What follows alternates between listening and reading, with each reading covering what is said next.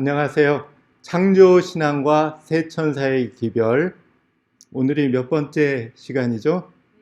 예, 네 번째입니다. 창조신앙과 오늘은 선악의 대쟁투. 그러면 새천사의 기별에서 선악의 대쟁투의 위치가 어딘지 먼저 살펴보도록 하겠습니다. 새천사의 기별이란 언제요? 지구 역사의 마지막. 지구 역사의 마지막. 어디서요?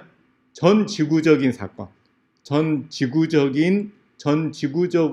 전해야 될 기별입니다. 누가요? 예, 하나님의 남은 자손이.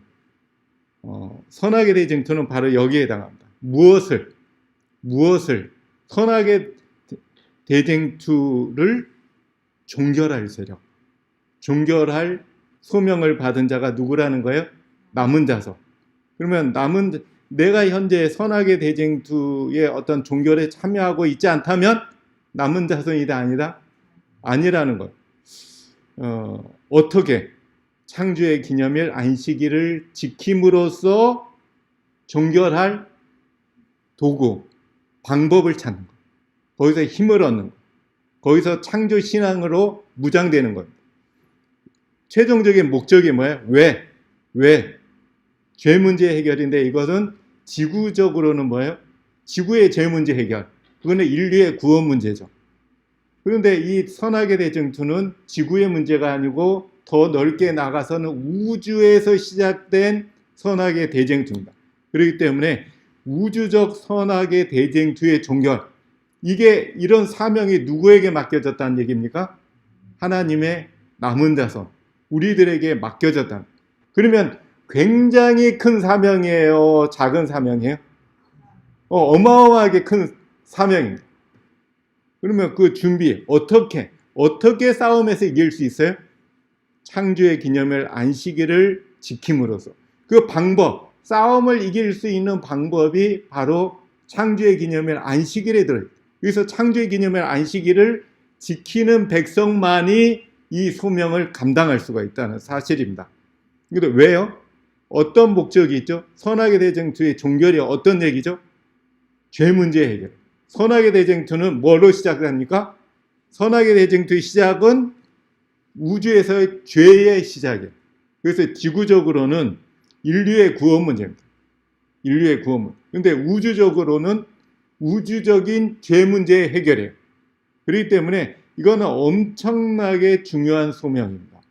우주 거민들이 관심을 기울여야 안 기울여요? 굉장한 관심을 가지고 바라보고 있다고 했어요. 그만큼 중요한 것이 바로 남은 자손에게 맡겨진 선악의 대쟁투의 종결에 관한 얘기입니다. 그러면 남은 자손은 이 정말 중요하고 큰 싸움, 그죠? 이 선악의 대쟁투의 본질을 알아야 될까요? 몰라야 될까요? 정확히 알아야 됩니다. 싸움이라는 것은 정확히 모르고 싸울 수가 없습니다. 근데 좀 안타까운 현실은 많은 분들이 나는 남은 자손이다 해요. 그런데 선악의 대쟁투를 잘 알아요? 몰라요? 정말 잘 알지를 못한다. 근데 더 마음 아픈 현실은 뭐가 없어요? 관심이 없어요.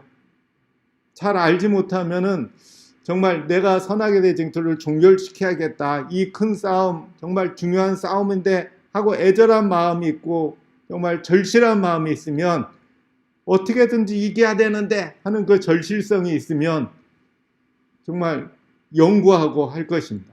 그래서 이번 사경의 기간을 계기로 해서 여러분께서 이 선악의 대쟁투가 어떤 사건인지 어떻게 전개되어 왔고, 그죠? 어떻게 종결될 것인지 관심을 가지고 더 깊은 연구. 제가 말씀드린 이 새천사의 기별의 육하 원칙으로 이렇게 풀어 쓴 거는 뼈대입니다. 새천사의 기별의 간단한 뼈대에 불과한 내용이고 앞으로 여기에 관한 굉장한 연구가 필요합니다. 실제적인. 결국에는 이걸 통해 가지고 완전한 참 행복이 완성이 되는 거예요. 지구뿐만 아니고 우주에서. 그러면 선악의 대쟁투의 구성이 어떤지 보겠습니다. 1막, 총 3막으로 이루어졌어요. 이 싸움은 1막, 어디서요? 지구 창조 전 하늘에서. 그죠? 그 용이 더불어 싸울새 이기지 못하고 내어 쫓겼어요. 하늘에서 일단 졌어요. 하늘에서 시작 싸움은 졌습니다. 그래가지고 이 땅으로 내어 쫓기죠. 그죠? 이막은 지구에서 일어나. 십자가의 사건. 십자가의 사건으로서 루스벨이 뭐가 상해요? 머리가 상해요. 치명타를 입습니다. 치명타를 입은 이 루스벨이 용으로 묘사된 사단이 이제 분노하여서 마지막 싸움을 해요. 마지막. 그것이 이제 산막입니다. 이 산막은 지구 역사의 마지막에 선악의 대쟁투의 최후의 결전이에요. 그렇기 때문에 사단도 제일 준비할 것이고, 그러면 또 누구도 준비해야 돼요? 하나님의 남은 자손도 그거 못지않게 준비가 필요합니다. 그래서 이 시간을 통해서 이 선악의 대쟁투의 어떤 본질, 요거는 1막, 2막, 3막에 흐르는 선악의 대쟁투는 일맥상통해요. 그죠? 어떤 것이 싸움의 쟁점이었는지, 어떤 싸움인지 그 본질이 똑같습니다. 흐르는 사상이 똑같아요. 하나님 편에 선 선과 악이 똑같이 싸워서 내려옵니다. 그래서 그 어떤 싸움인지, 그죠? 그거를 일맥상통하는 것을 알려면 하늘에서 시작이 어떻게 됐는가도 우리가 정확히 알아야 돼요. 사건의 본질을. 그리고 십자가의 사건, 그것도 알아야 되고, 마지막에 사단이 어떻게 준비할지도 알아야 됩니다. 그래서 요거를 다 살피려면 사실, 그죠? 어마어마한 사건 아니에요. 그죠? 그런데 1시간 동안 부족하지만 중요한 부분만 살펴볼 것이고, 여러분께서 이 교재를 여러 번 읽고 또 이 동영상을 여러 번 보셔야지 좀 이해가 그나마 되지 않을까 생각합니다. 이거는 굉장히 좀 어떤 면에서 어려운 주제예요. 마지막 싸움의 시대적 상황은 이래요. 용이 바다 모래 위에 섰더라. 온 세상을 이미 어떻게 해요? 점령하고 시작해요. 굉장히 어떻게 보면 슬픈 현실이죠. 그죠? 전세가 나무무리에게 있어서 불리해요? 유리해요? 절대적으로 불리한. 이미 점령됐어요. 바다 모래 위에 백성들로 묘사된, 세상 사람들로 묘사된 바다 모래 위에 완전히 머리 위에 점령했어요. 용이. 그래서 이제 나무무리를 향해서 이제 최후의 결전을 자신만만하게 이제 임하는 용의 모습이에요. 이걸 어떻게 이길까? 동영상을 한편 보도록 하겠습니다. 선악의 대쟁투의 제3막. 주연은 용과 나무무리. 감독과 코치는 누구예요? 예수님. 이 동영상을 보도록 하겠습니다. 이거 비유적인 동영상이겠죠, 그죠? 딱 보면 싸움이 안 돼 보여요. 마지막 선악의 대쟁투의 3막도 싸움이 어떻게 보면 안 돼 보이는 싸움이에요. 정말 기를 쓰고 싸우잖아요, 그죠? 우리의 선악의 대쟁투도 최선을 다하는 싸움이라고 볼 수가 있습니다. 그죠? 엎치락, 뒤치락.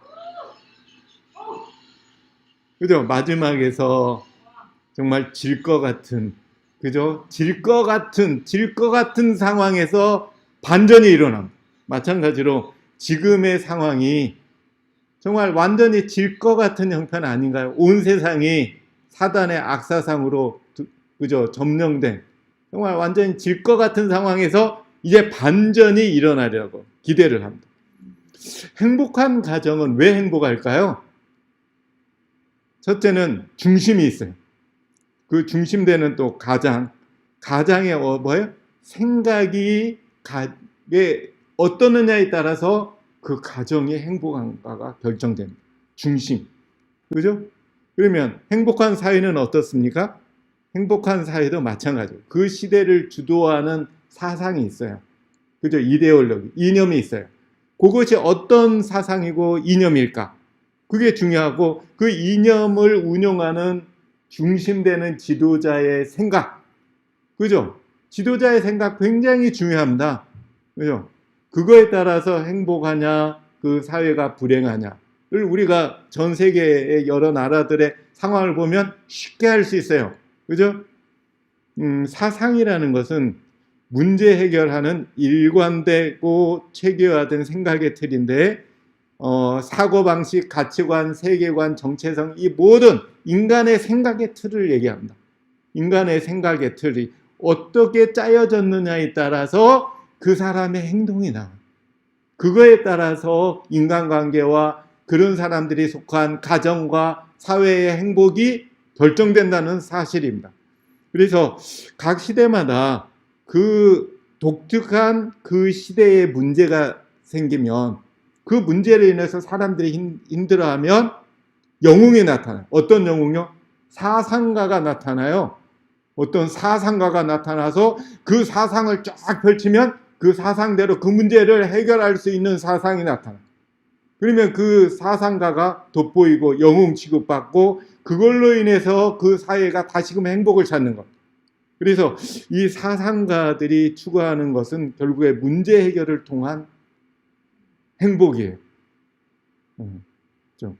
하나님은 사랑이시라. 그분의 본성과 율법은 사랑이다. 요 문제가 대쟁투의 시작, 총서의 시작에 나와 있죠. 근데 하늘의 행복한 이유가 요것 때문에 그래요. 하늘의 행복한 이유는 참 행복의 울타리인 하나님의 율법이 영원한 사랑이에요. 그리고 그거를 운영하는 하나님의 사상, 생각이 뭐예요? 완전한 사랑이 있어요. 완전한 사랑이 있어요. 그렇기 때문에 하늘이 행복한 거고, 그렇기 때문에 우리가 가고 싶어 하는 거 아닐까요? 선악의 대쟁투의 성격에서 선과 악이 뭔지를 아는 건 중요합니다. 그죠? 선악의 대쟁투도 행복의 문제라고 돼 있어요. 행복의 문제. 그러면은 선악의 대쟁투의 싸움은 본질은 뭐예요? 행복이라면 이거는 사상의 싸움이에요. 사상의 싸움. 사상의 싸움. 네? 우주와 지구가 어떻게 행복하게 될 것인가? 영원한 행복을 얻을 수 있을 것인가? 결국에 이거는 사상적인 선악의 대쟁투에서 먼저 선과 악의 개념을 이해해야 돼요. 많은 분들이 선악 그러면 세상적인 개념으로 이해해요. 세상에서 선과 악은 뭐예요? 도덕이에요. 도덕. 아, 저 사람 착해. 저 사람 왜 이렇게 악했어? 그죠? 선악의 싸움에서는 그런 개념이 아닙니다. 그죠? 선악의 대쟁투의 선은 뭐예요? 절대자이신 하나님께만 속한 품성을 가리켜요. 여기 보면 선에 관한 로마서 12장에는 하나님의 뜻이 선한 거다. 그렇게 나와요. 하나님께만 속한 선입니다. 하나님께만 속한. 그죠? 그래서 그 뜻대로 부르심을 입은 자에게는 모든 것이 합력하여 선이신 하나님과 합하여 결국에 선을 이룰 수가 있다. 선을 우리가 이루려면 하나님, 선이신 하나님과 합할 때만 가능하다는 뜻입니다. 계속적으로 영감의 말씀을 보면 선은 하나님의 영광이고 하나님의 품성이라고 또 표현되어 있어요. 그리고 선은 하나님의 또 형상이에요. 하나님께만 속한. 그래서 선악의 대쟁투의 선은 뭡니까? 이런 내용이에요. 하나님께만 속한. 그러면 우리가 선악의 대쟁투에서 어느 편입니까? 선쪽이에요? 악쪽이에요? 현재 선에 섰어요? 악에 섰어요? 이거는 정말 어려운 문제입니다. 우리가 선이라고 말하면서 실제적으로 우리의 삶은 누구의 뜻대로? 하나님의 뜻대로 하지 않는다면, 완전한 하나님의 뜻대로 행치 않는다면 악일 수 있다는, 이거는 잘 판단해요. 우리가 도덕적으로 나는 착하게 살아 하기 때문에 선이 아니라는 얘기예요. 전혀 그 얘기가 아니잖아요. 그렇죠? 우리가 완전한 하나님의 형상, 하나님께서 내 마음의 중심에 계셔야지 선에 속한 겁니다. 하나님의 선함이 우리 인간의 선과는 너무 달라요. 이 지구상에서 아무리 선하다, 선선선 얘기하지만 그 선은 하나님의 선하고 너무 달라요. 어떻게 다르냐? 하나님의 선은 하나님의 절대자이기 때문에 그 선도 절대적 선이에요. 어떤 절대적이라는 얘기는 조건과 환경에 따라서 바뀌질 않아요. 지속해요. 영원해요. 그리고 또 하나는 절대성이라는 얘기는 뭡니까? 차별이 없어요. 사람은 그죠? 누구한테만 잘 대해주잖아요. 그죠? 악한 자한테는 어떻게 돼요? 우리도 악하게 대하고 싶잖아요. 그죠? 근데 하나님의 선은 안 그렇습니다. 차별을 안 하죠. 그리고 하나님의 선은 어떻게 구성되어 있냐면 자비와 공의가 합쳐져서 완전한 하나로 존재합니다. 인간은 달라요. 인간은 자비와 공의가, 자비에는 뭐가 없어요? 공의가 없어요. 공의를 봤더니 뭐가 없어요? 자비한 마음이 없어. 그래야지 이 세상에서 인간이 말하는 인간 세상의 공의는 바로 그래요. 완전히 다르잖아요. 하나님의 선은 자비와 공의가 완전한 하나로 존재한다라고 기록되어 있습니다. 이렇게 너무 다르기 때문에 인간이 참 선악의 대쟁투를 이해하기 정말 어려워요. 왜냐하면 우리랑 뭔가 같다면, 그죠? 근데 이 세상에서 통상적으로 쓰는 선의 개념하고 너무 다르고, 인간의 본성하고 또 너무 달라. 그리고 사회가 움직이는 구조에서, 그죠? 에서 너무 달라. 그 교회 증언 사권에는 하나님의 선이라는 부모 아래 공의와 자비는 쌍둥이 자매로 나란히 서 있다. 그죠? 하나님의 선이라는 부모 아래. 그러니까 자비와 공의가 완전한 하나로 선을 이룬다는 것. 그래서 하나님의 선을 생각할 때 하나님의 자비와 공의를 이해하면 됩니다. 하나로 있는. 인간의 선하고 너무도 다르고 인간 사회가 유지해내는 방식하고 너무 달라요. 하나님의 선은. 그렇기 때문에 우리가 실생활을 하면서 삶을 영위하면서 하나님의 뜻대로 행하기가 어려워요. 사실은. 그죠? 너무 달라요. 세상이 움직이는 방식이랑 하나님의 선과는. 그 미가서에 봐도 선한 것이 무엇임을 보이셨나니, 그죠? 오직 공의를 행하며 인자를 사랑하는. 이 얘기는 하나님께서 원하는 선은 뭐로 구성됐어요? 공의와 자비가 하나로 구성됐다. 합하여서. 그 개념은 요 개념, 요 모형도를 잘 이해를 하시면 좋습니다. 본성, 그 자체, 영어로는 네이처죠. 그죠? 그 본성 자체가 뭐냐? 하나님은 의예요. 의는 절대적인 사랑입니다. 근데 인간은 어떤 본성을 강합니까? 죄의 본성이 강해요. 죄라는 것은 하나님이 절대적 사랑이면 인간은 상대적 사랑을 해요. 근데 이 하나님의 본성인 의, 절대적인 사랑이 어떤 마음에서 나온다고 했습니까? 컴패션이라고 하는 동정심에서 나와서 베풀어집니다. 인간 세상에 베풀어져. 근데 베풀어졌을 때 인간들이 하나님의 의가 베풀어지는 것을 받았을 때 딱 느끼는 하나님의 캐릭터, 품성은 캐릭터잖아요. 그죠?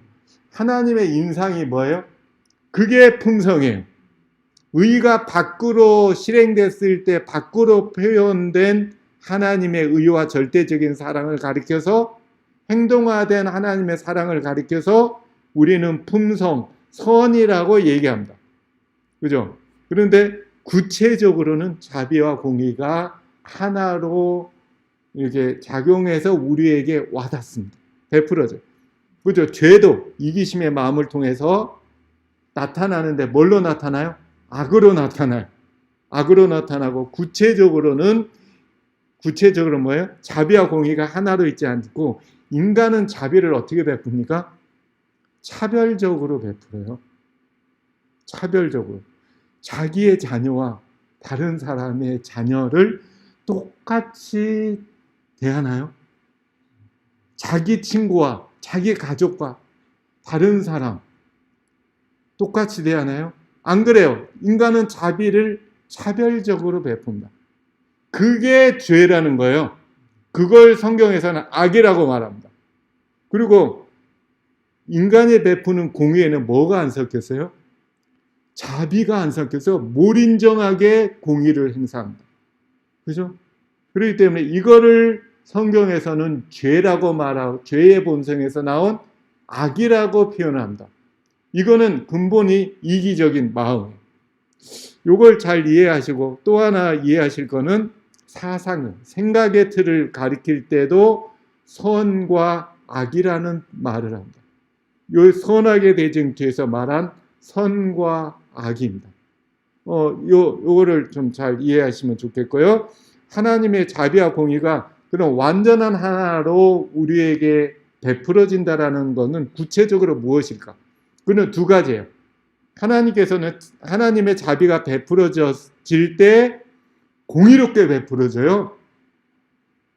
하나님께서는 자비를 베푸실 때 공의롭게 베푸십니다. 그럼 구체적으로 성경에 나와 있는 사건 3개를 보면은 오른뺨을 때리면 그죠? 왼뺨을 돌려대고, 두 번째 선한 사마리아인의 비유, 선한 포도원 주인의 비유에 보면은 이걸 우리가 이해할 수가 있습니다. 오른뺨의 비유를 볼까요? 자비가 베풀어지는 범위와 공평성을 주목해 보십시오.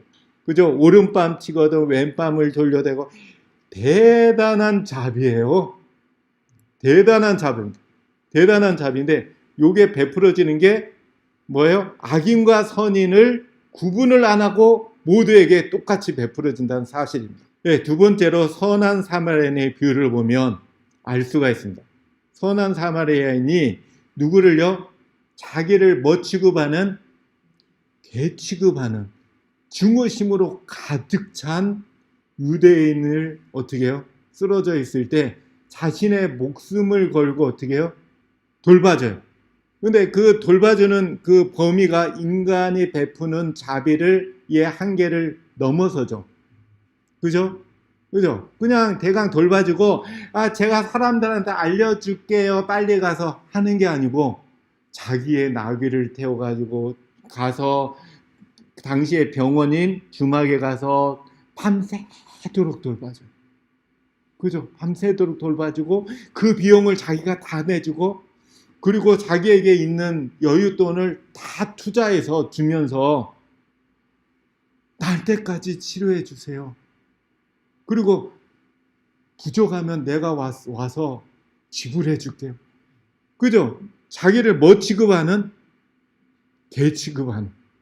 근데 여기 시대의 소망에는 그랬죠. 이 유대인이 만일 유대인이라면, 그리고 그 상황이 정반대의 경우라면, 만일에 사마리아인 도우려고 하는 자기가 쓰러져 있고 이 진짜 상처받은 이 유대인이 지나갔다 자기를 봤더라면 그 사람은 사마리아인의 얼굴에 침을 뱉고 멸시하면서 지나갈 것이라는 사실은 이 사마리아인은 잘 알고 있었다. 잘 알면서도 그렇게 돼요. 이 사람이 나를 그렇게 대할 줄 알면서도 목숨을 걸고 구해줘요. 대단하죠? 이게 뭡니까? 이게 공의예요. 차별을 안 해요. 자비를 베푸는 데 있어서 차별을 안 하는, 이게 누구의 선이다? 하나님의 선. 그래서 선한 사마리아인 비유에서 선은 인간적으로 그냥 착한 사람이 아니고 하나님의 품성인 선을 나타낸 사람이에요. 인간 세상에서 거의 찾아보기가 어렵다는 얘기입니다. 네, 세 번째는 선한 포도원 주인의 비유. 그죠? 이 비유는 여러분께서 잘 아시죠? 이 주인이 아침 일찍 몇 시요? 새벽 6시에 나가서, 그죠? 사람이 있으니까 한 데나리온 줄게. 일에 한 데나리온은 완전한 전문가의 하루 품삯이에요. 전문가의. 그 일의 전문가. 근데 묻지도 않고 일에 내가 전문가의 하루 품삯 줄게. 왜 이 사람이 어머나 좋아라. 그러고 가세요. 3시간 후인 아침 9시에 가서 보니까 사람이 있으니까 내가 충분히 줄게. 가서 일해. 그랬어요. 그러니까 고마워요. 12시에.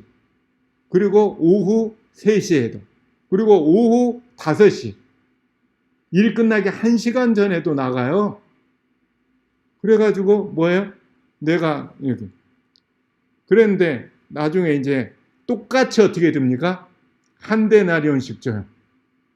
이 얘기는 뭐예요? 이 주인이 나쁜 거예요? 돈 아끼려는 마음이에요? 아니에요. 1시간이라는 사람도 완전한 하루 품삯. 근데 아침부터 온 사람도 사실은 고마워야 돼요. 왜 그래요? 전문가도 아닌데 전문가 하루 품삯을 줬거든요. 근데 고마워야 되는데 이 사람 뭐예요? 더 받을 걸로 생각해서 이거를 보고 그리스도인들조차도 이해를 못한다고요. 왜 그래요? 하나님 왜 이렇게 일한 대로 안 주냐 이거예요. 이 세상에서의 공의, 정의는 뭡니까? 일한 만큼 주는 거예요. 차별을 둡니다. 그죠? 아침 일찍 온 사람하고 늦게 온 사람을 차별해서 돈을 지불해줘요. 근데 하나님은 안 그래요. 똑같이 해줘요. 하나님이 이상하시네? 라고 이 사람은 얘기하잖아요. 빨리 온 사람들은. 비교해서. 이 세상 사람들의 정의관입니다. 이 세상 사람들의 정의관을 보면 이해가 안 돼요. 그렇지만 하나님의 선은 이렇게 베풀어져요. 자비를 베풀 때 공의롭게 차별 안 하는데 이렇게도 차별 안 해요. 근데 이 하나님께서 왜 그러셨는지를 우리가 잘 보면 이해가 돼요. 이 제일 마지막에 온 사람이 한테 왜 이렇게 서 있어? 하니까 뭐라고 해요? 아무도 나를 안 써줘. 그죠? 나를 품꾼으로 쓰는 이가 없나이다. 이 얘기는 뭐냐면 지질이 뭐예요? 능력이 없는 사람. 능력이 없게 태어난 사람. 하나님께서는 그걸 이해해요. 이걸 보면 주인이 나가서 이렇게 나가본 시간을 보면 3시간 간격이에요.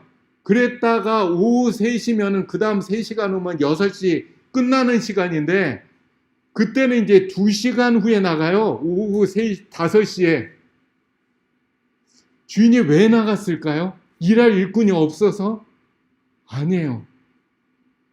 하나님의 마음은 도우려는 마음이에요. 이 진짜 아무도 안 쓰는 이 품꾼, 이 사람을 생각하는 마음에서 나간 거예요. 주려고 나간 거예요. 이 주인의 마음. 그죠?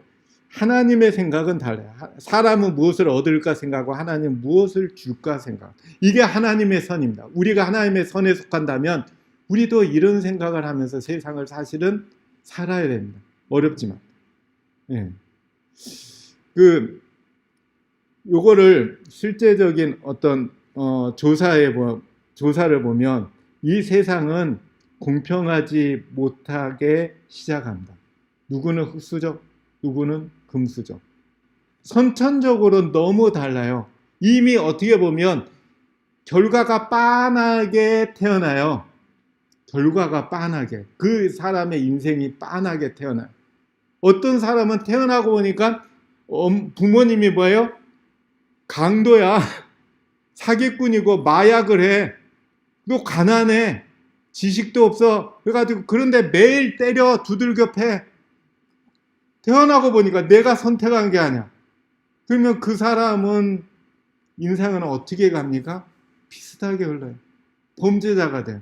범죄 심리학자들이 연구에 의하면 실제적으로 현재 감옥에 있는 사람들의 상당수는 이미 그렇게 감옥에 되도록 선천적인 그리고 후천적인 환경이 조성된 사람들이다. 그 사람들의 그 선천성과 후천성을 누구나 가지면 그 사람도 분명히 거기가 있다. 그렇게 자신 있게 얘기합니다. 실제로 사회학자가 조사했어요. 맥스 주크라는 가문과 조나단 에드워즈, 동일 시대에 있었던 거의 그저 친구라고 말할 수 있을 정도로 동일한 사람인데 에드워즈의 가문은 어떻게 해요? 873명을 조사했더니 대학 총장도 나오고 판사, 하원 의원, 상원 의원, 미국 부통령까지 막 배출됐고 이 가문은 화려해요, 사람들이. 근데 반면에 주크 가문은 뭐예요? 여기 볼까요? 1263명인데 만 4살이 죽기 전에 죽은 사람이 309명, 직업거지가 310명, 일하다가 불구된 사람 40명, 매춘부가 50명, 조옥된 도둑이 60명, 살인자가 70명, 아무것도 일하지 않는 사람이 50명. 제대로 된 사람이 한 사람이었고, 한 가문은 제대로 안 된 사람이 한 사람도 거의 없고. 이게 사회 양변. 그러면 누구는 이 사람의 후손이 돼가지고 훌륭하게 되고, 누구는 태어나고 보니까는 주쿠 가문이야. 그러면 빤히 잘 될 가능성이 없어요. 이게 누구 책임이에요? 이 사람 책임입니까? 하나님께서는 이걸 아세요. 이걸 아십니다. 우리의 선천적, 후천적 환경을 다 고려해서 하나님께서 그걸 고려해서 그게 하나님의 공이고 공의롭게 자비를 베풀어요. 그래서 하늘에 갔더니 저 사람이 어떻게 왔지? 저런 진짜 뭐 나쁘게 말하면 쓰레기 같은 인간이 어떻게 왔지? 근데 왔더라 이거예요. 왜 그래요? 하나님께서 아시기 때문에. 아시기 때문에. 그래서 하늘 가면 놀라는 이유가 우리의 사고로는 이해 안 되는 현상이 있어요. 우리가 볼 때는 너무 세상에서 착한 사람이 뭐다? 하나님의 공의롭게 볼 때는 못 올 수밖에 없다는 거죠. 그 반대들. 그래서 우리가 사람을 함부로 판단하면 안 되고 우리가 하나님의 선을 가졌다면 봐야 됩니다. 그 사람의 모든 선천적, 후천적 환경. 그런데 이제 두 번째는 공의를 베푸실 때 자비롭게 베푸세요. 공의는 뭡니까? 주로 심판 때 베풀어지는 게 공의잖아요. 하나님의 율법. 뭐예요? 십자가 사건. 십자가 사건은 온 인류의 뭐예요? 죄 문제를 심판하는 거예요. 한편으로 예수님이 짊어지고 예수님이 대신 심판을 받으시는 건데 이거를 하는데도 자비롭게 공의가 자비롭게 인간 세상에서 말이 안 되잖아요. 인간 세상에서 공의에는 자비가 있으면 안 돼요. 그런데 하나님께서는 공의의 심판을 자비롭게 어떻게 해요? 자신의 목숨을 내놔줘. 공의의 심판에 자기의 목숨을 내놔. 그게 자비롭게 합니다. 그죠? 인간하고 다르잖아요. 그죠? 판사가, 그죠? 이 사람이 죄를 지었어. 제가 대신 들어갈게요. 없어요. 그죠? 이 세상에 찾아보기 어려워요. 교회 증언에 보면 우리가 십자가에 비추어서 하나님의 품성을 연구할 때 비로소 이해가 가능한데, 그죠? 우리는 자비 그리고 용서가 공의와 융합된 것을 보게 된다. 그죠? 자비가 공의와 융합된 것을 십자가에서 볼 수. 그죠? 공의의 심판을 하신데 목숨을 바치셔. 최고의 자비를 베풀어서 최고의 자비롭게 공의를 집행하시는 하나님. 그게 선이십니다. 계속적으로 부조와 선지자에도 그죠? 십자가의 사건은 무한한 공의와 자비가 연합되어 있다라는 것에 대한 강력한 논증이다라고 기록되어 있어요. 이 사건은. 그죠? 이와 같이 인류의 구속의 계획에는 공의와 자비가 결합되어 있음을 나타낸다. 이 사건이 십자가다. 하나님의 품성을 이해할 수가 있어요. 자비와 공의가 어떻게 해요? 합쳐져서 자비를 베풀 때는 공의롭게, 공의를 베풀 때는 집행하실 때는 자비롭게. 인간 세상하고 너무 다른 하나님의 선한 품성. 이게 하나님의 선입니다. 이런 하나님의 품성과 악과의 싸움이 선악의 대쟁투. 근데 사단은 선악의 대쟁투의 싸움은 뭐예요? 사단은 공의로부터 자비를 분리시키려는 것이 사단의 뭐다? 목적이다. 이게 악입니다. 사단의 악. 우리가 하나님의 공의를 너무 이해하기가 어렵습니다. 왜 어려워요?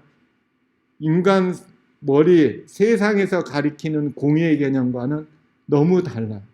너무 달라요. 그래서 우리가 하나님의 공의를 이해하기 어려운데, 그래서 제가 세 가지 통합된 관점에서 바라봤을 때 그나마 조금 이해할 수 있을 것이다라고 정리했습니다. 책에 꼭 읽어보시기 바랍니다. 악을 제재하는 관점, 공평의 관점. 하나님의 공평은 인간의 공평과 달라요. 공평하게 하나님께서는 그 의를 베푸신다 했을 때 그게 공의로운 거예요. 그죠? 공평한 의. 그리고 의의 관점. 공의에서 의이기 때문에 의해야 돼요. 그죠? 의해야 돼요. 우리는 의롭다 할 때 항상 자비를 먼저 생각해요. 하나님은 의롭다 할 때 자비로운 하나님을 연상해요. 아니에요. 자비와 뿐만 아니고 공의로운 하나님도 의로운 거에 속합니다. 선한 거예요. 이게 쭉 이 책에 연구를 해보면 사람은 자비를 베풀 때 동정심에서 베풀어요. 그죠? 공의를 베풀 때는 어떻게 해요? 사람은 공의를 베풀 때 동정심의 마음을 가지면 안 돼. 그러면 공의가 흐트러진대. 근데 하나님의 자비와 공의는 둘 다 어디서 나와요? 동정심에서 나와요. 이거는 이해하기가 정말 어렵죠. 우리가 안 그러니까. 하나님의 자비와 공의와 인간의 공의가 다른 건 하나님의 공의는 자비와 마찬가지로 동정심, 컴패션, 내가 책임지는 너의 문제, 불행의 문제를 책임질게 하는 동정심에서 나온다라는 거. 그렇기 때문에 하나님이 책임지십니다. 심판도. 그렇죠? 그래서 하나님께서 공의를 베푸실 때 눈물을 흘리시면서 심판하신다고 그러잖아요. 그죠? 하나님께서, 예수님께서 오셔서, 그죠? 심판, 어디 채찍을 막 휘두르시고, 그럴 때도 그 눈에는 눈물이 맺혀 있었다. 강한 동정심에서 공의를 베푸시고. 그죠? 인간은 공의를 베풀 때 서슬이 시퍼래요. 서슬이 시퍼래요. 완전히 달라요. 근데 불행한 거는, 참 안타까운 거는 우리가 하나님의 공의로운 하나님 그러면서 연상하는 하나님의 이미지는 서슬이 시퍼래요? 아니면 자비로운 하나님이에요? 서슬이 시퍼런 하나님으로 많이 생각합니다. 우리를 심판하신, 죄악을 바라보는 심판하시는 하나님 할 때는 항상 서슬이 시퍼런 얼굴을 하는 하나님을 연상을 한다는 거예요. 잘못이에요. 안 그렇습니다. 그래서 우리가 하나님의 공의를 정말 잘 이해해야 되고, 이 약점을 이용하는 게 누구예요? 사단이에요. 사단은 하나님의 이미지를 훼손할 때 어떻게 뭘 공격해? 주로 하나님의 공의하심은 정말 그 눈물도 없는, 피도 눈물도 없는 가혹한 심판자로서의 하나님의 이미지를 우리에게 소개하려고 노력한다고 그러잖아요, 사단이. 우리는 이 하나님의 공의를 정말 잘 이해해야 됩니다. 선악의 대쟁투의 싸움의 쟁점, 시작은 뭘로 시작합니까? 이 귀절을 꼭 암기하셔야 됩니다. 왜 그래요? 선악의 대쟁투를 이해하기 위해서는 이걸 암기하셔야 돼요. 남은 자손들. 이게 싸움의 쟁점이고 가장 핵심이거든요. 대쟁투 총소의 첫 귀절. 얼마나 중요합니까? 마지막 귀절도 이걸로 마치잖아요. 하나님은 사랑이시라고 선포한다로 대쟁투 총소의 마지막 귀절이 마칩니다. 굉장히 중요한 말이에요. 하나님은 사랑이시라. 하나님은 사랑이시라고 선포한다로 마칩니다. 시작과 끝. 요 쟁점. 이 쟁점은 뭐냐면 싸움의 쟁점이에요. 사단이 이걸 공격할 거라는 거예요. 우리는 이 대쟁투의 역사에서 이걸 잘 봐야 돼요. 이 부조와 선지자에는 선악의 대쟁투가 하늘에서 처음 시작할 때로부터 반역이 완전히 정복되고 죄악이 전멸된 선악의 대쟁투가 종결될 때까지의 역사도 또한 하나님의 변함없는 사랑의 증거이다. 처음 시작부터 하나님은 사랑이시다. 영원한 사랑이시다가 일맥상통하게 오고 있다는, 우리가 마지막 대쟁투를 종결할 나무무리는 이걸 봐야 돼요. 하나님은 하나님의 변함없는 사랑의 증거가 어떻게 선악의 대쟁투에서 연속되고 있는가. 두 번째, 하나님의 율법에 대한 전쟁은 하늘에서 시작되었고 그 전쟁은 세상 종말까지 계속될 것이다. 세상 종말까지 계속될 게 뭐예요? 하나님은 사랑이시라고 하는 영원한 본성에 관한, 사랑의 본성에 관한 것과 하나님의 율법에 관한 것이 전쟁에서 어떻게 해요? 계속해서 등장할 것이다. 대쟁투를 이해하기 위해서 이걸 두 가지를 잘 이해해. 사단이 하나님의 본성을 공격할 때는 주로 자비와 공의를 분리하고 공의를 공격한다고 그랬죠. 그죠? 자비 없는 공의. 자비 없는 사단은 공의와 지대한 위험의 하나님이신 까닭은 사단은 그들로 하나님을 가혹하고 용서하지 않는 분으로 생각하게 만들었다. 사단이 그렇게 만든다는 얘기. 원수는 공의를 왜곡시키고 사람들의 마음을 이기적인 이득을 탐내는 욕망으로 충만하게 하는 일에 성공하였다. 정말 마음 아픈 일이죠. 인간 세상이 이렇게 됐다는 얘기입니다. 그죠? 하나님을 이렇게, 그죠? 자비가 섞이지 않은 이런 정말 공의의 하나님으로 이해한단 말이에요. 정말 슬픈 현실이죠. 그죠? 가혹하고 용서하지 않는 분으로 생각하게 하였다. 이런 하나님. 세상적인 하나님, 왕이잖아요. 세상적인 공의. 공의로부터 자비를 분리하려는 것이 사단의 목적이다. 십자가에서 이막의 싸움, 십자가에서 선하게 되지면 어떻게 그 결정이 됩니까? 이게 이제 결말이에요. 이막에 하나님의 공평, 공의가 섞인 자비를 발견할 수가 있다. 그죠? 그분의 정부의 통치에는 무한한 공의와 자비가 연합되어 있다는 데 대한 강력한 논증이다. 그 십자가의 사건. 요게 증명됨으로써 선악의 대쟁투가 이막에서 선이 승리했다는 얘기예요. 예수님이. 요걸 잘 이해하셔야 됩니다. 그 사단이 뭘 공격해요? 율법 문제를 공격해요. 하나님의 사단의 법칙이 실천된 결과가 무엇이며 온 우주에 공개된다. 결국에 하나님의 율법 대신에 자기가 어떤 법칙을 만들어내서 사람들한테 막 소개한다는 얘기죠. 그죠? 율법은 불변이며 하나님은 의로우시고 자비로우시고 결국에 율법에 관한 것이 십자가에서 뭐예요? 판명이 됐다는 얘기예요. 선악의 대쟁투의 마지막 3막은 어떻습니까? 3막은 하나님의 율법을 도외시한 결과가 창조함을 입은 모든 지적 존재자들의 목전에 나타날 것이다. 하나님의 율법은 완전히 옹호될 것이고 그분의 백성의 영원한 행복과 그분이 창조하신 모든 세계들의 행복 문제가 어떠한지 보게 될 것이다. 온 우주가 본다고 했어요. 온 우주가 보는 데서 하나님의 정부의 공의와 그분의 율법의 의로움을 사단조차도 고백하게 됩니다. 이게 이제 대쟁투의 종결 문제, 하나님의 본성의 문제와 율법 문제가 초점입니다. 싸움의 초점입니다. 예, 그러면 선악의 대쟁투가 실제로 하늘에서 어떻게 시작되는가?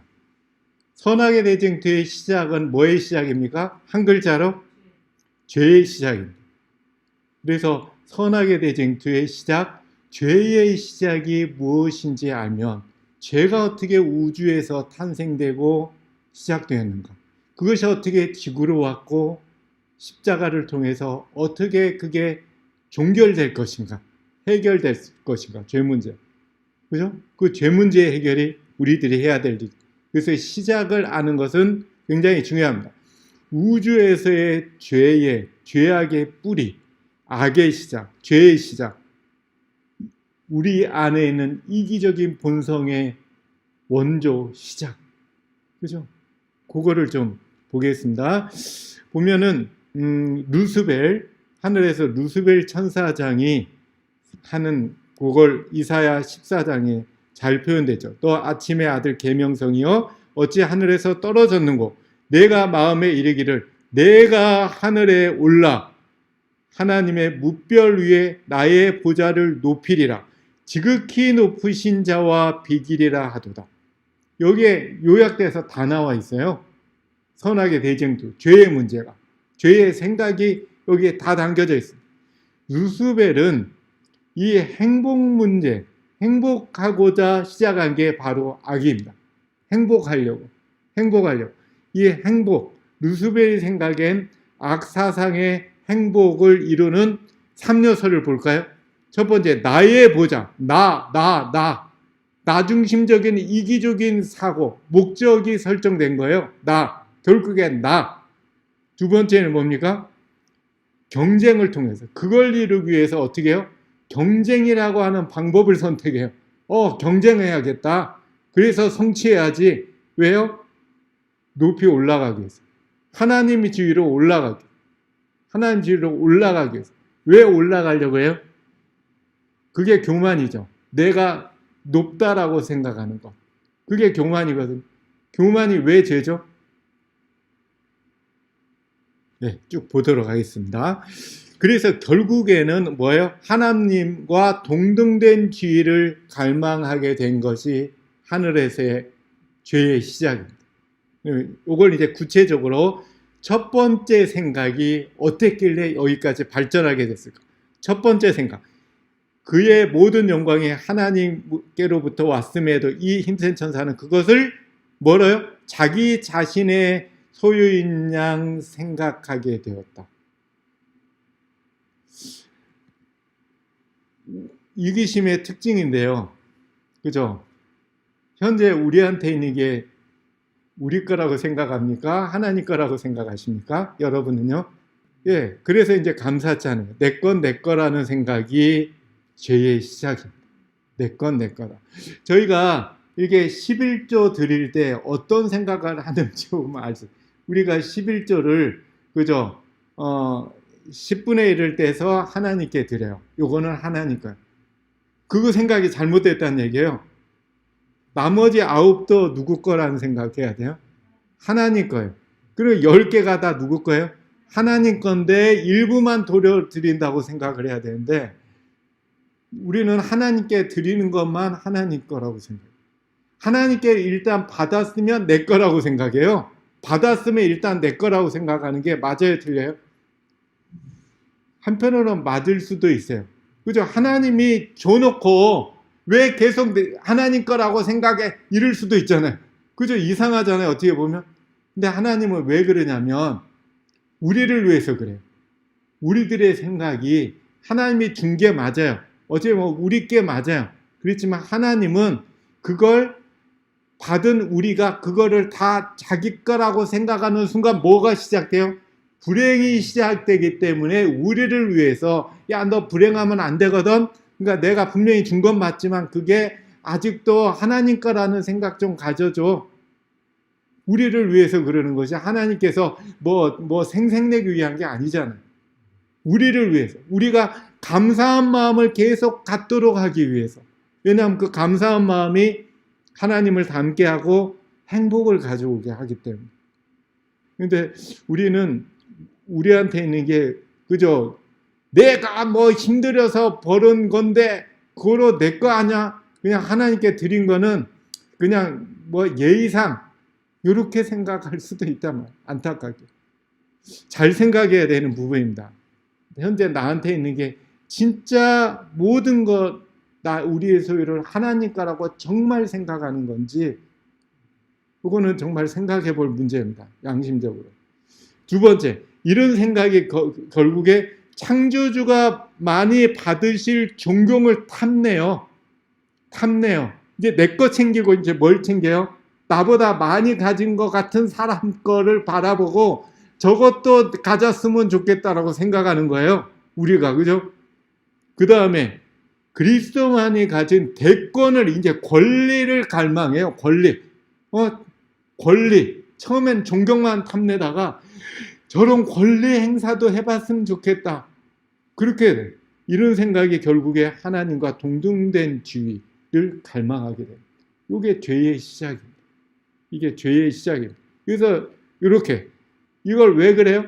저렇게 되면 행복할 것 같았어요. 루스벨이. 그죠? 네. 우리가 교만은 가장 고치기 어려운 죄라고 합니다. 왜 그럴까요? 왜 교만이 가장 고치기가 어려울까요?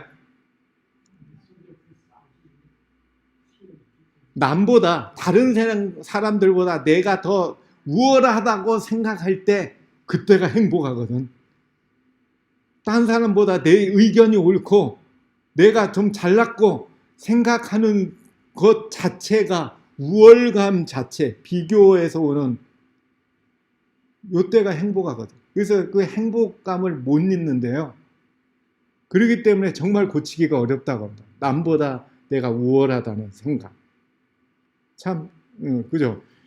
나 중심적인 사람들이 자기의 이기적인 목적을 성취하기 위해서 택한 방법이 뭐예요? 경쟁하겠다. 경쟁하겠다. 경쟁해서 쟁취하겠다. 그죠? 이 세상이 다 경쟁 세상 아니에요? 과연 루스벨은 하나님의 지위로 오를 수 있을까요? 피조물인 루스벨이 하나님의 지위로 오를 수 있을까요? 아니요. 오를 수 없다고 생각하면 선악의 대징투가 안 됩니다. 오를 수 있어요. 우리는 잘 생각해요. 하나님은 될 수 없지만 피조물이 하나님 지위로 내가 하나님 지위에 내 자신을 올려놓을 수는 있어요. 하나님 지위에 내 자리를 올려놓는다는 얘기입니다. 이 얘기는요. 하나님 지위에. 그죠?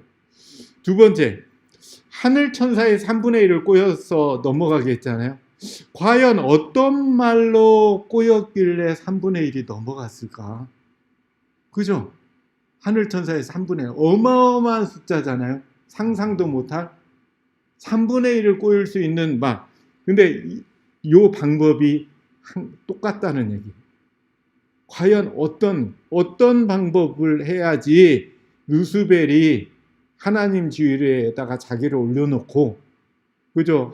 그 방법으로 동시에 하늘 천사의 3분의 1을 꼬였을까? 이거는 부자 선지자 1장에 정확히 나왔습니다. 하나님의 율법을 변경하겠다 이거예요. 그죠? 하나님 정부의 안정을 위해 하늘 질서와 율법을 변경할 필요가 있다고 주장했다. 질서가 뭡니까? 하나님의 율법의 핵심 사항이 뭐예요? 질서예요. 사랑이 유지되려면 뭐가 반드시 있어야 돼요? 질서가 잡혀야 돼요. 이게 소위 두 글자로 말하면 예의라고 말합니다. 예의. 예의가 없는 사랑의 관계는 유지될 수가 없다. 부모와 자식 간의 관계에 있어서 예의가 필요해야지 사랑의 관계가 생깁니다. 그죠? 너나 나나 자식이 부모님의 지위를 해서 뭐 결정할 때 너나 나나 하는 순간 사랑의 관계가 깨져요. 군신 간의 관계가 유지되려면 임금은 임금 다워야 되고, 그 신하는 신하 다워야 되고, 부모는 부모 다워야 되고, 자식은 자식 다울 때 사랑의 관계가 성립됩니다. 마찬가지로 이런 질서가 핵심이 율법이에요. 하나님의 율법은 뭐예요? 사랑의 관계인데, 피조물과 하나님 간의 사랑의 관계인데, 피조물은 하나님 아래서 다 어떻게 해요? 동등한 지위를 얻습니다. 이 피조물 위에는 오직 누구만 계세요? 하나님만. 이 관계가 하나의 율법의 사랑의 관계에 있어서 핵심이에요. 인간과 인간의 관계에 사랑의 관계에 있어서도 하나님 아래서 인간은 똑같은 지위다라고 하는 생각이 이웃을 사랑하는 핵심적인 생각이에요. 우리가 하나님과의 사랑의 관계도 하나님을 위로 둘 때 사랑의 관계가 유지됩니다. 그런데 그걸 변경하겠다는 얘기예요. 왜 변경해요?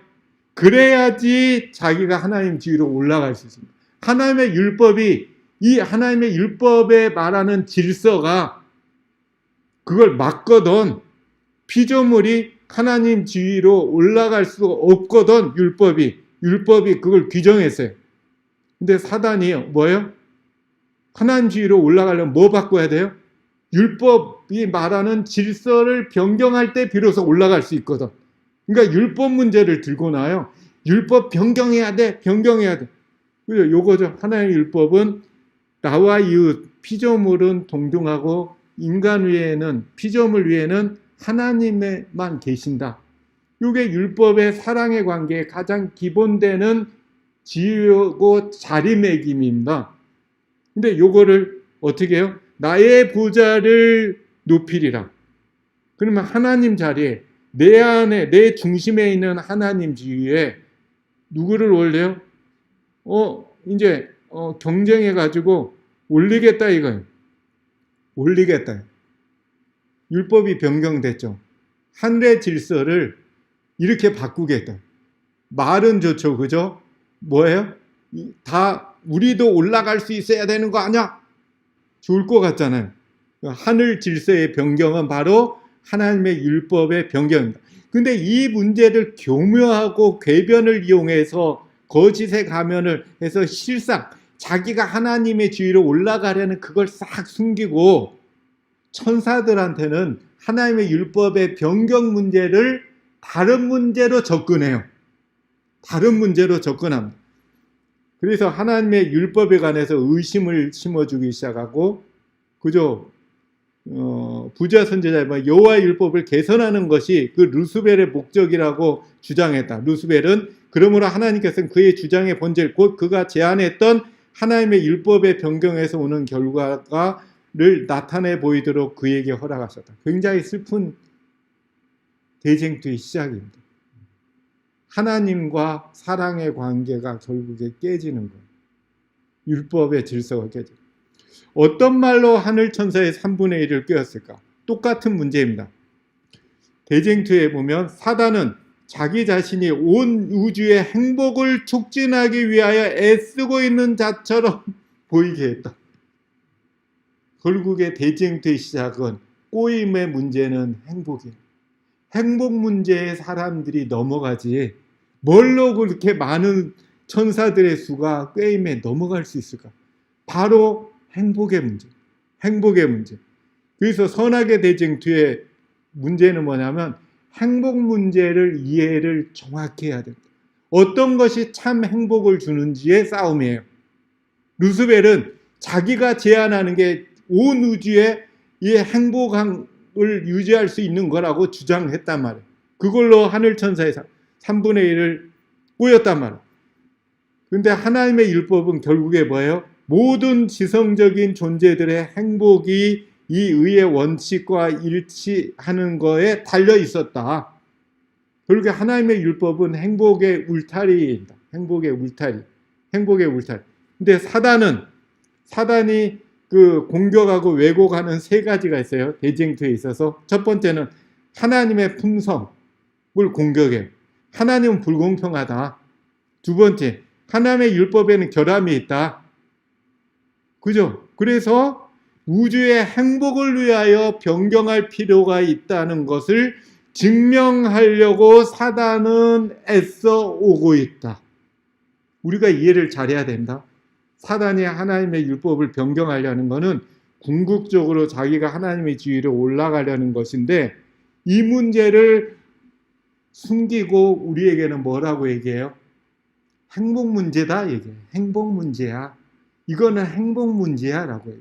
그죠? 우주의 행복을 위하여 하나님의 율법을 반드시 변경할 필요가 있다라는 것을 증명하려고 애써왔다. 이게 선악의 대쟁투의 진행 상황입니다. 마지막 종결에서도 마찬가지예요. 행복의 문제입니다. 행복의 문제. 선악의 대쟁투. 하나님의 율법을 설명드렸죠. 이렇게 바꿔요. 하나님의 율법은 뭐예요? 내가 하나님 마음과 목숨과 뜻을 다해서 하나님을 사랑하고, 그죠? 사랑하게 되면 하나님의 사랑의 마음으로 이웃을 사랑하게 되는 것. 하나님의 마음을 통해서 이웃을 바라보는 것. 이것이 하나님의 율법이죠. 그죠? 그래서 이웃과의 뭐의 관계가, 사랑의 관계가 형성되는 것이 참 행복하게 지내는 거야 라는 게 율법이 제안한 행복의 길과 방법입니다. 근데 사단은 아닌데 그렇게 되면 아니지. 그게 아니고 네가 어떻게 해요?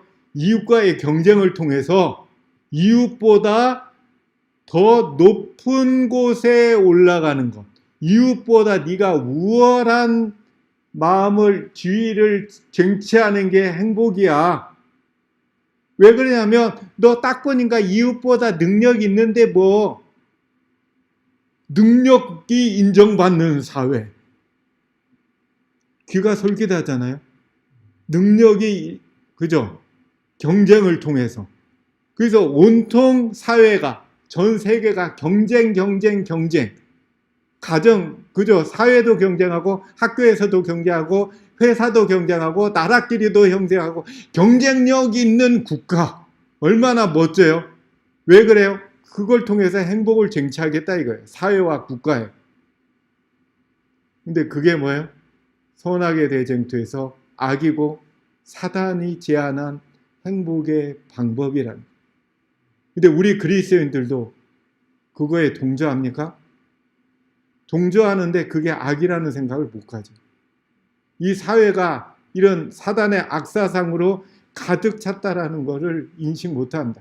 이걸 우리가 바꿔야 된다는, 하나님의 율법이 어떻게 해요? 훼손되고 있다라는 사실조차도 모르고 있다는. 왜냐하면 하나님의 율법을 잘 몰라서 그래요. 그래서 하나님의 율법을 정확히 알아야 됩니다. 하나님의 율법은 마음속에 누가 계시는 거예요? 창조주 중심이 세계관, 하나님을 통해서 이웃을 바라보는 것, 그게 세계관이거든. 근데 거기다가 누구를, 그 지위에다가 누구를 갖다 놓는 것? 나를 갖다 놓는 것. 그게 뭐예요? 하나의 율법을 결국에 변경하겠다 이거예요. 하나, 그거보다 내 마음속에 내가 있는 게, 내 마음대로 하는 게, 그게 행복인 것 같아요. 선악의 대쟁투. 왜 율법을 변경하라고 했어요? 하나님의 지위로 올라가는 문제인데, 이것을 행복 문제로 둔갑시켜가지고, 그죠? 사단이 접근한단 말이에요. 마지막 시대에도 마찬가지. 이것이 바로 어디로 오게 돼요? 지구로 오게 돼요. 첫 아담과 하와에게 이 문제가 닥칩니다. 선악의 대쟁투 문제가. 어떻게 해요? 아담과 하와가 에덴 동산에서 쫓겨난 까닭을 무엇일까요? 왜 쫓겨났을까요? 라고 아이들한테 문제를 내면 뭐라고 답을 해야지 맞다고 할까요? 그러면 아이들한테 이 문제를 냈어요. 아이들이 뭐라고 대답할까요? 대부분 아이들이, 우리 교회 아이들일지라도 뭐라고 대답해요? 그만 뭘 따먹어서? 선악과를 따먹어서 쫓겨났다라고 기록하면 그게 맞다고 이렇게 우리는 해줘야 돼요? X라고 해줘야 돼요? 맞다고 하는 순간 이 아이들이 선악의 대쟁투를, 본질을 완전히 망각합니다. 그리고 하나님의 본성을 이해를 못해요. 아니, 선악과 따먹었다고 지구를 이렇게 하나님이 내쫓아? 이상하잖아요. 그죠? 집에 손님이 찾아와.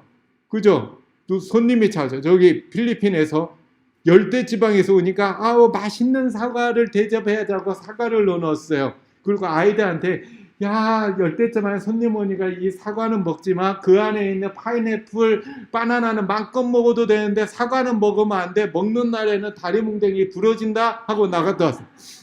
근데 이 아이가 그냥 너무 먹고 싶어서 뭐를요? 사과를 먹어버렸네. 근데 부모님이 와가지고 뭐예요? 그래 보자. 다리 뭉댕이 부러뜨렸어.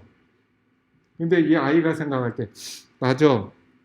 하나님은 참 공의롭고 선한, 내 부모님은 참 사랑이 넘치는 부모님이야 라고 생각할까요? 천만에. 만일에 선악과 따먹었다고 쫓겨났다면, 쫓아냈다면, 그 우리들이 아이들이 하나님을 사랑의 하나님으로 받아들일까요? 천만에입니다. 속 좁은 하나님. 말도 안 되잖아요. 근데 왜 쫓겨났냐는 쭉쭉쭉쭉 성경을 잘 읽어보고 그 본질에 들어가야 돼요. 본질에. 우리는 겉으로 드러난 사실적인 거 가지고 판단합니다. 정말 왜 쫓겨냈을까? 그 사랑의 하나님.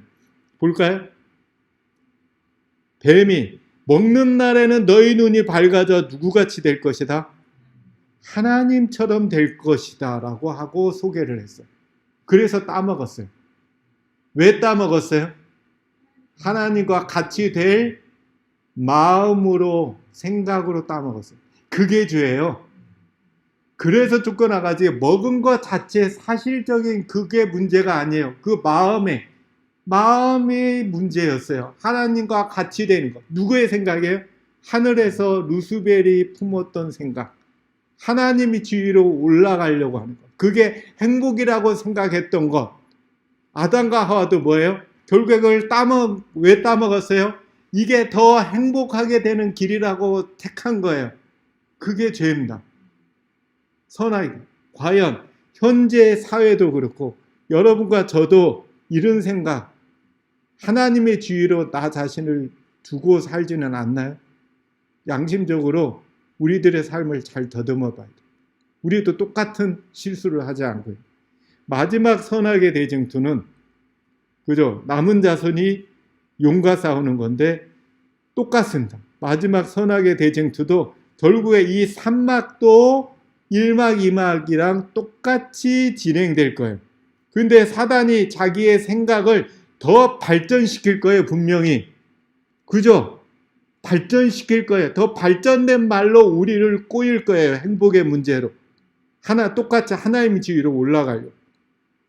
이런 악이 결국에 이 현재 이 진화신앙, 진화론이라는 것을 껍데기로 해서 우리한테 접근하고 있습니다. 전 세계가 진화됐다라는 생각. 이 생각이 결국에는 뭐예요? 창조와 진화의 문제가 행복의 문제입니다. 행복의 문제. 정확합니다. 선사상과 악사상의 대쟁투의 3막입니다. 진화론의 목적이 뭐예요? 창조주 중심의 세계관을 붕괴시키는 것을 첫 번째 목적으로 삼아요.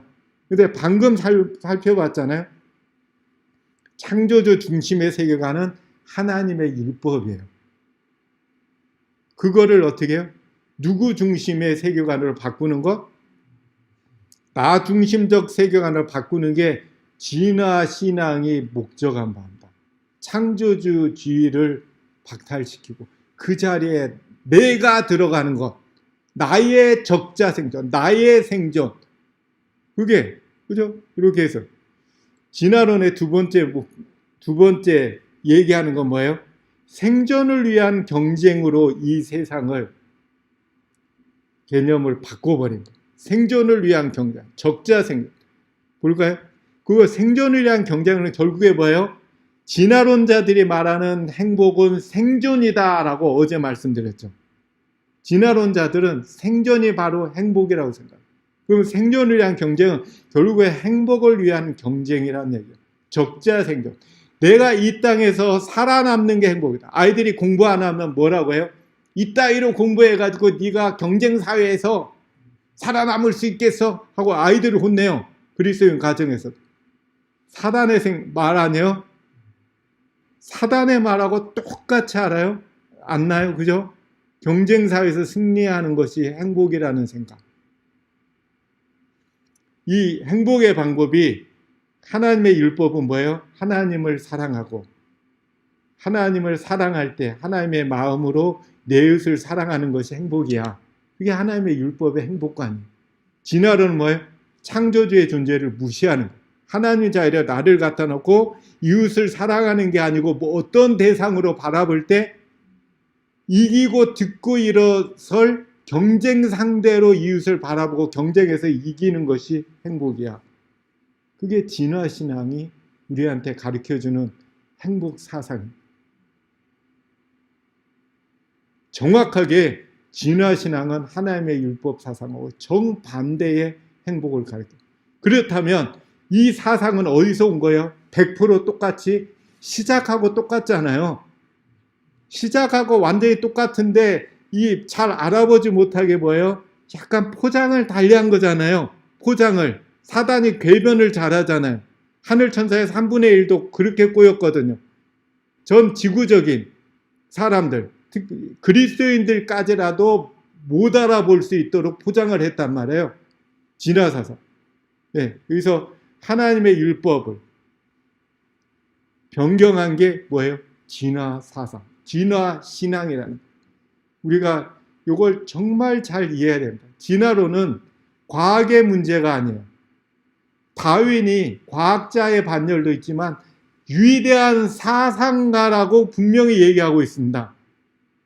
사상은 뭐예요? 행복의 방법을 제시한 것. 그 시대의 최고의 행복할 수 있는 길을 제시한 사람을 사상가라고 해요. 다윈이 한 게 뭐예요? 행복의 방법을 소개한 거예요. 누가요? 그 뒤에서 사단이 말해줘. 이것을 꼭 이해를 해 주시기 바랍니다. 예, 성경에서는 하나님을 내 위에 두는 것, 정확히 자기의 자리에 있는 관계, 사랑의 관계를 의의 관계라고 얘기합니다. 그렇다면 창조주 지위에 내가 올라간 것을 뭐라고 얘기할까요? 그게 죄예요. 죄의 관계. 의의 반대말이죠. 그죠? 죄의 관계입니다. 우리가 내가 이웃보다 우월하다는 생각으로 올라가서 이웃을 바라보는 그거 자체를 성경에서는 악이라고 얘기해요. 하나님의 마음으로 이웃을 바라보는 것을 선이라고 얘기합니다. 그랬을 때 이렇게 우리가 죄와 악이 있을 때 행복하지 못할 거다. 이게 하나님의 의견이거든요. 그래서 이거를 우리가 해결해야 돼요. 이런 진화 사상입니다. 요 사명이 누구에게 맡겨졌다? 남은 자손. 요 문제를 우리가 해결해야 돼요. 그래서 대쟁투의 쟁점의 시작은 하나님의 율법의 변경에 관한 것이었다면 분명히 마지막에는 그 하나님의 율법의 변경의 완성작을 세상에 루스벨 사단이 제시할 거다. 근데 그 변경의 완성작이 뭐예요? 진화신앙, 진화론이라고 하는 진화신앙, 진화사상이에요. 생각의 틀이에요. 그걸 따르면 행복해질 거라. 근데 거의 성공했죠. 그죠? 거의 성공했죠. 사람들이 진화됐다라는 게 이 시대에 뭐가 됐어요? 진리가 됐어요. 진리가 됐어요. 왜 진리가 됐어요? 인간의 이기적인 본성이랑 너무 잘 맞아떨어져요. 같은 죄니까. 진화 사상도 죄를 부추기는 거고. 야, 경쟁해. 그 아이들한테 야, 너 열심히 공부해야 되거든. 왜냐하면 네가 열심히 공부해서 사회에 나중에 착한 일 해야 돼. 열심히 공부해야 돼. 그렇죠. 그렇게 해요. 열심을 안 내요. 머리로는 이해가 되지는데 열심히 안 나죠. 근데 너 그따위로 공부해. 경쟁에서 네가 뒤처지면 안 되거든. 경쟁에서 승리해야 되거든. 그러려면 열심히 공부해야 되거든. 맞아, 내가 경쟁에서 뒤처지면 안 되죠. 눈에 불을 켜기 시작해. 이기적인 마음을 어떻게 해요? 자극하면 이기적인 인간들이 잘 따라요. 어떤 일을 시킬 때도 경쟁을 시키면 잘 안 해. 그죠? 경쟁해가지고 1등하는 사람한테 뭐 줄게 열심히 해라 그러면 열심히 해. 근데 경쟁을 안 붙이면 열심히 안 해. 왜 그래요? 인간의 본성이 죄니까. 그걸 이용한 게 사단이에요. 사단의 생각이 죄자차기 때문에 진화 사상, 진화 신앙이란 것 자체가 죄를 어떻게 해요? 인간의 이기적인 본성을 불사르도록 불태우는 게 바로 진화 신앙. 그러니까 이 세상이 너무 쉽게 받아들였어요. 너무 쉽게. 맞거든. 그렇게 하는 것이 나한테 이익이거든. 그런데 안 따를 리가 있나? 마지막 남은 자손이 언제 출현해요? 이런 세 가지 불행의 문제가 이 땅에 나타날 때. 그죠? 진화 사상이 결국에 세 가지 불행을 일으키죠. 첫 번째 뭐를 일으킵니까? 하나님을 두려워하지 않아요. 하나님을 무시해요. 하나님이 없다고 무시해요. 그렇기 때문에 새 천사의 기별 나무 무리는 뭐라고 얘기해요?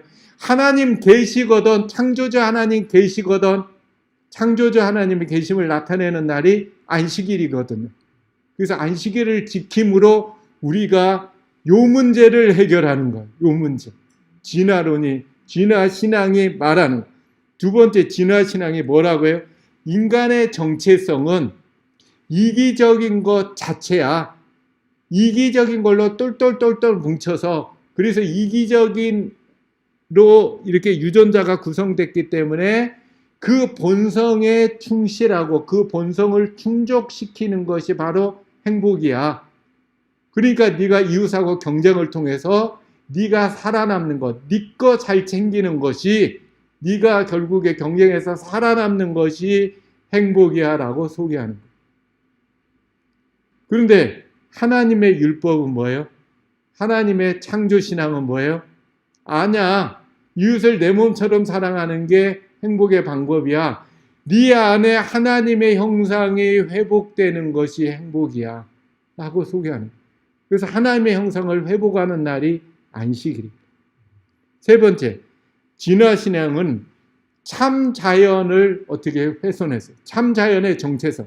자연은 하나님이 인간을 위하여 인간의 생존을 지켜주기 위해서 사랑의 선물, 사랑의 마음을 담아서 하나님의 사랑의 마음을 가득 담아서 하나님의 사랑을 보여주기 위한 선물이에요. 우리를 실제로도 지켜주고. 근데 뭐라고 해요? 그 진화신앙에서는 자연은 인간도 자연하고 똑같아. 그렇게 얘기해요. 인간은 자연의 일부야. 그렇기 때문에 자연에서 뭘 배워? 적자 생존하는 거 배워야 돼. 자연은 경쟁하잖아 라고 경쟁하는 모습인 것처럼 보이는 것만 확대해서 보여줘. 근데 자연은 경쟁해요? 아니죠. 자연은 인간처럼 경쟁하다가는 다 망가져요. 근데 자연은 어떻게 해요? 가만두면 잘 번성하고 생태계가 잘 유지되죠. 그 이유는 자연의 생태계 유지를 잘 살펴보면 하나님의 사랑의 정신이 있어요. 진화론자들은 뭐라고 하냐면, 야, 먹이 사슬 봐봐. 강한 것이 약한 자를 잡아먹는 게 먹이 사슬 아냐? 위에 있는 게 왕처럼 굴리면 천만에. 아니에요. 먹이 사슬을 잘 연구하면 위에가 힘센 애가 잡아먹는 구조가 아니고 아래가 위에를 자기를 희생하면서 먹여 살리는 구조입니다. 그러기 때문에 잘 살아요. 자연을 잘 보면 힘센 것이 결국에 남나요? 아니면 먼저 멸종하나요? 호랑이, 독수리, 힘센 것 같은 애들이 먼저 멸종합니다. 왜 멸종해요? 아래 애들이 조금 어떤 문제가 발생해서 먹이를 이렇게 희생해서 먹여 살려주지 않으면 힘센 것처럼 보이는 애들이 먼저 멸종. 아니잖아요. 그죠? 진화론자들은 힘센 게 살아남는다며, 강한 게. 자연은 안 그래요. 강한 것처럼 보이는 애들이 먼저 없어져, 멸종해요. 개구리가 알을 낳을 때는 뭘 생각해요? 아, 내 알을 먹는 애를 생각하고 걔네들이 충분히 먹고 살고 내 아이가 태어나 내가 유지될 수 있을 정도의 양을 계산해서 알을 낳습니다. 먹여 살리려고. 그 나무들이 씨를 맺거나 열매를 맺을 때도 이거를 먹고 살 수 있는 애들을 계산하고 결국에 나머지 좀 남아서 그것이 떨어져서 계속 이렇게 걔네들 먹이를 공급할 수 있을 정도의 숫자를 계산해서 열매와 씨를 맺습니다. 위에가 잘나가지고 살아남는 게 아니에요. 아래들이 먹여 살려줘야 됩니다. 이게 그 소위 먹이 사슬의 관계입니다. 이거를 위에 애들도 알기 때문에 위에 늑대가 실제적으로 미국에서 어느 자연공원에서 늑대를 싹 없앴더니 뭐가 죽어요? 사슴이 대량 멸절하는 게 발견됐어요. 처음에 이 사람이 그 국립공원, 그죠? 옐로우스톤, 미국 최초의 국립공원이 옐로우스톤 책임자로 가서 쭉 살펴보니까 사슴이 막 죽어. 왜 죽어? 보니까 늑대가 공격해서 죽더라고요. 야, 이 늑대를 없애버리는 게 내 1호다. 늑대는 악 같은 존재야 해서 늑대를 싹 없애고 야, 잘 살겠거니 봤더니 이제 사슴이 떼죽음을 해. 왜 죽지? 늑대가 없으면 잘 살아야 되는데 보니까 두 가지 이유 때문에 그 먹이가 막 번성하면서 먹이가 초토화가 되니까 다 떼죽음하고 또 하나는 전염병이 돌아서 막 죽어. 그래가지고 이상하다. 늑대가 있을 때보다 사슴들이 더 없어지네. 이러다가는 다 완전히 멸종하게 생겼어. 그래가지고 늑대가 뭐 역할 하나 봤더니 늑대가 사슴을 공격할 때는 대장을 공격 안 하고 병든 거라던가 뭔가 그런 애들만 공격하고 딱 한 마리 잡았으면 나머지들 가만두더라 이거예요. 사람 같으면은 공격할 때 뭘 공격해요? 대장 공격하고 싹 쓸어버리잖아요. 인간은 못 돼가지고. 자연의 세계는 안 그렇습니다. 그래서 아프리카에서 약한 동물에게 있어서 가장 안전한 곳은 어디다? 사자 옆이다라는 말이 있대요. 얘네들이 아래 애들이 자기를 먹을 걸 공급해 주는 걸 알아요. 그래서 고마워가지고 어떻게 공격할 때는 병들거나 그런 애들 위주로 공격한다는 사실. 그래서 서로 잘 살아요. 그래서 인간의 삶의 방식이랑 달라요. 자연이 존재함으로써 인간은 행복하게 삽니다. 그래서 그 자연 속에서 나타난 하나님의 사랑을 발견하는 날이 어떤 날이다? 안식일이다. 그리고 안식일이 이 진화 신앙의 문제를 해결하는 열쇠를 진 날이 안식일이라는. 그래서 안식일을 통해서 참 하나님, 창조주 하나님을 우리가 발견하고 인간이 어떻게 해요? 하나님을 닮아가는 성화되는 거룩함의 날이 안식일이고 자연을 봄으로써 참 자연의 하나님의 선물인 것을 발견하고 감사와 사랑의 마음이 가득 채우는 날이 안식일입니다. 그럼으로써 참 행복의 날이 안식일입니다. 그래서 우리가 안식일을 통해서 참 행복을 배우는 날, 이게 안식일입니다. 그래서 마지막에 싸움의 쟁점은 뭐가 될 거다? 안식일이 될 거다. 그거는 안식일을 통해서 창조주 하나님으로 하나님께서 자신을 나타내기 때문에 이 세상에 창조주 계심이 나타내기 때문에 싸움의 쟁점이 될 거라는 얘기는 마지막 시대가 뭘 부인해요? 창조주의 존재를 부인하는 시대라는 것을 강력히 나타냅니다. 우리가 이것을 알고 이 안식일을 통해서 결국에 이 문제를 어떻게 해결할까? 우리가 고민하고 우리가 기도하게 되기를 바라겠습니다. 기도하겠습니다. 하늘에 계신 저희 모두를 창조하신 아버지 하나님, 저희 마음에 있는 이기심으로 말미암아서 저희 자신도 고통받고 다른 사람에게 악을 행함으로 다른 사람도 힘들게 할 때가 많이 있었습니다. 이 세상의 죄가 가득한 것을 저희가 보게 됩니다. 악한 생각이 행복의 방법으로 인양 생각하도록 만든 루스벨의 사단의 용의 생각을 우리들이 볼 수 있도록 하여 주시고, 이 진화신앙으로 뒤덮인 이 세상을 다시금 하나님의 창조신앙인으로 이 세상을 다시 행복의 길로 이끌 수 있는 저희의 소명을 다하는 남은 무리로서 굳게 설 수 있도록 인도하여 주셨기를 예수님의 이름으로 기도 올리옵나이다. 아멘.